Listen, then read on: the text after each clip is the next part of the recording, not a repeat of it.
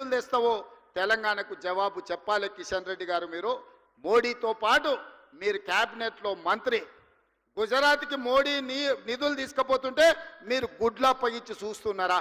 ఏం తెస్తావు తెలంగాణకని నేను అడుగుతున్నా. మూసీలో పోయి వండుకుంటా అన్నావు, మూసీలో వండుకో, మూసీలో మునుగు, మోడీని తీసుకొచ్చి మూసీని చూపించు.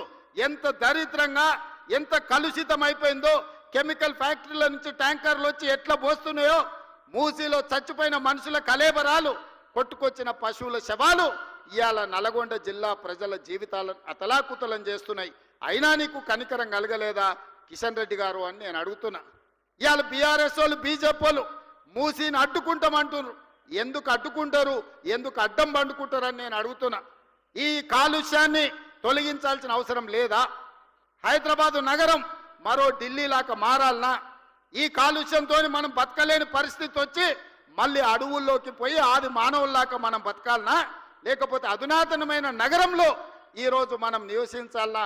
తెలంగాణ సమాజం ఆలోచించే